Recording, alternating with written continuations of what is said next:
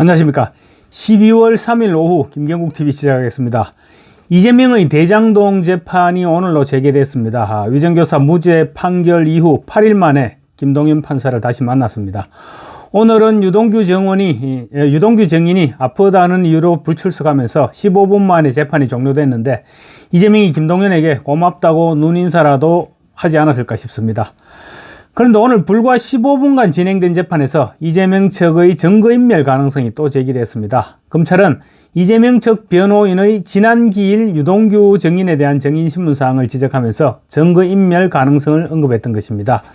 검찰은 구체적인 내용은 언급하지 않았지만 이재명 측 변호인이 다른 재판에서 이루어진 정인신문사항을 베껴서 유동규 정인에게 물어본 것이 확인된다면서 신문사항을 어떻게 구한 것인지 연락이 있었다면 대장동 공범이 연락했던 것이라고 볼 수 있고 그 과정에서 증거인멸 우려가 있다, 이렇게 지적을 했습니다. 이재명의 변호인이 다른 재판에서 전해들은 부정확한 정인신문으로 유동규 정인의 정언의 신빙성을 떨어뜨리려 하고 있다, 그런 지적을 했던 것입니다. 이에 대해서 이재명 측 변호인은 어디서 베꼈나, 제대로 베껴라, 이렇게 얘기하는 것은 상대방을 존중하지 않는 무례한 발언이다. 다른 사건도 공개법정에서 재판이 진행되고 있고 정인신문이 진행되고 있다. 공범들과 연락을 언급한 것은 모욕적이다. 그러면서 검찰 측에 사과를 요구하기도 했습니다. 말하자면 지금 이제 검찰 측과 이재명 변호인단 측의 신경전이 벌어졌던 것입니다. 대장동, 그래서 오늘 재판은 15분 정도로 끝나버렸고요. 대장동 재판과는 별개로 지금 위정교사 재판과 관련해서 무죄를 선고한 김동연 판사가 이재명의 죄를 알고도 눈 감아줬다는 내용이 지금 연일 터져 나오고 있습니다. 새롭게 흘러나오는 증거라기보다는 지금까지 재판을 받으면서 김진성 씨가 법정에서 증언했던 내용 가운데 이재명의 유죄를 입증할 확실한, 그야말로 빼도 박도 못할 그런 증언과 증거들이 있었음에도 불구하고 김동연 판사가 눈을 감아버렸다, 그런 내용들입니다. 어제는 이재명이 KBS와 성남시가 과거 2002년 검사 사칭 사건 당시에 이재명 본인을 주범으로 몰아가기 위한 협의가 없었다는 사실을 알면서도 김진성 씨에게 거짓말을 시켰다, 그러니까 거짓 증언을 시켰다는 사실을 김동연 판사가 알고도 무죄를 선고했다는 점이 지적됐습니다. 이번에는 김진성 씨가 위정을 하러 가기 전에 이재명의 변호사와 리허설까지 하면서 합을 맞추었고, 리허설 했다는 부분은 저도 몇 차례 말씀을 드렸습니다. 그런데 그 합을 맞추는데 그치지 않고 재판 당일 증언 전으로 증언하러 들어갈 때, 그리고 증언을 마치고 재판정을 나와서 정진상과 문자를 주고받았다는 사실입니다. 2019년 1월 24일 1차 정인 출석을 거부하고 두 번째 정인 출석 날이었던 2월 14일 법정에 출두하면서 정진상에게 최선을 다하고 올게요, 이런 문자 메시지를 보냈습니다. 김진성 씨가. 그리고 정언을 마치고 나와서는 오후 4시 10분쯤에 변호사와 합의한 대로 잘 정언했습니다, 이렇게 문자를 보냅니다, 정진상에게. 그러자 정진상은 너무 수고하셨습니다, 고맙습니다 라는 답변 문자를 보냈습니다. 검찰은 이 문자 메시지들을 재판 과정에서 모두 공개했습니다. 당연히 법정에 증거로 제출했죠. 이거야말로 정말로 빼도 박도 못할 증거가 아니겠습니까? 그렇다면 정진상은 이 문자 메시지를 자기만 보고 말았을 것이란 게 재판부의 판단이었을까요? 정진상과 이재명은 사실상 한 몸이나 다를 바 없는데, 그러니까 김진성도 정진상에게 문자를 보냈을 것이고 당연히 정진상은 이재명에게 보고했을 것입니다.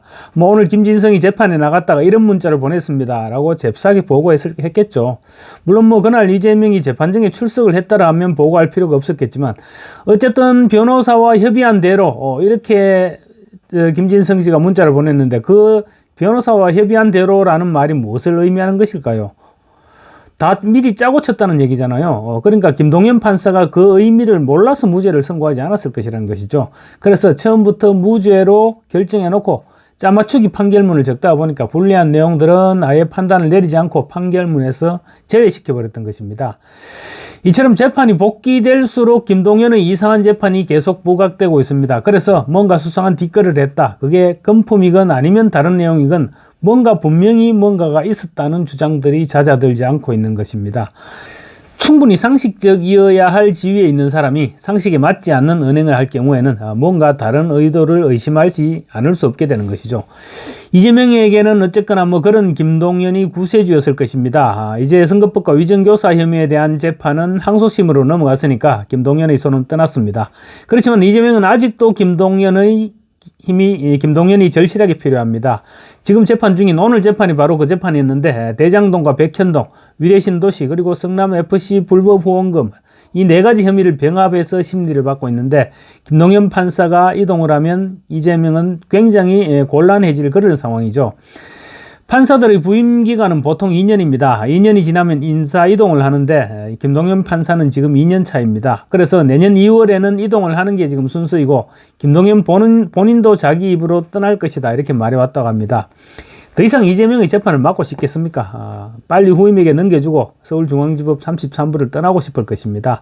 대법원은 내년 인사부터는 부임기간 2년이 너무 짧아서 재판 중인 사건들을 그냥 후임 재판부에 넘겨주고 이렇게 가다 보니까 재판이 계속 지연된다는 그런 지적을 받아들여서 순환 인사 기간을 내년부터는 3년으로 늘려잡았다고 합니다.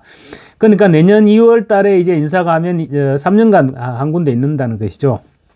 그렇지만 이거 어디까지나 내년 인사 때부터 적용되는 규칙이고 내년까지 그러니까 지금 임기 2년이 된 사람들은 그대로 다른 부임지로 이동을 한다는 것이죠. 정상적으로 2년 교체를 하겠다는 입장이라는 것입니다. 그렇게 되면 김동연은 떠나는 것이 기정사실화되는 셈입니다. 물론 대법원장이 특별하게 중요 사건을 맡고 있는 판사에 대해서 특별하게 재판 마무리를 좀 해달라 이렇게 얘기한다든가 아니면 판사 본인이 제가 이 재판을 마무리하겠다 이렇게 청할 경우에는 몇 년씩 한 법원에 머물게 되는 경우도 없지는 않습니다. 수원지법 형사 11부 신진우 부장판사의 경우 지금 3년째 원래는 2년인데 지금 3년째 수원지법에 머물면서 이화영 재판을 계속해 왔습니다. 신진우 판사가 내친 김에 1년 더 머물면서 이재명 재판까지 마무리했으면 하는 그런 기대를 하고 있지만 이 부분은 지켜봐야 될 것 같습니다. 그런데 김동연 판사는 자기 입으로 떠나겠다고 했고 또 임기도 2년을 채운 만큼 이동할 가능성이 거의 유력해 보입니다. 그런데 이재명 입장에서는 김동연이 이동을 하고 다른 재판부를 만나게 되면 최악의 경우로 내몰릴 수 있습니다.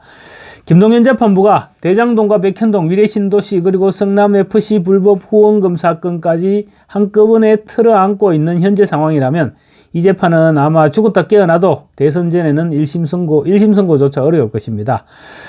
이제 가장 간단한 위로의 신도시 심리를 끝냈고 이제 대장동 심리가 막 시작된 단계입니다. 아직 첫 정인인 유동규 정인에 대한 정인 신부도 끝내지 못했습니다. 그리고 이재명 입장에서는 김동연 판사는 재판 지연 작전이 너무나도 잘 먹혀 들어갔고 그리고 재판정도 김동연이 아니라 이재명 본인이 주도하는 그런 재판을 이끌어왔습니다. 그러더니 결국 이제 위정교사 혐의 재판에서는 무죄를 선고받았죠. 만약에 위정교사 재판과 관련해서 뭔가 거래가 있었다면, 혹시라도 거래가 있었다면, 아니면 김동연이 이재명을 너무 좋아해서 봐줬다면 어떤 경우이든 간에 대장동 재판도 이재명에게 유리하게 1년을 더 끌어줄 것이 분명합니다. 그런데 재판부가 바뀌게 되면 새로운 재판부는 우선 이재명 재판이라는 자체가 부담스러울 수밖에 없을 것입니다.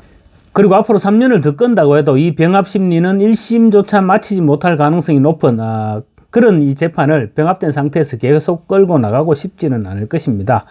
김동연 같은 판사가 아니라면 분명히 분리심리 또는 백현동과 성남FC 사건에 대한 재판부 재배당을 요청할 것입니다.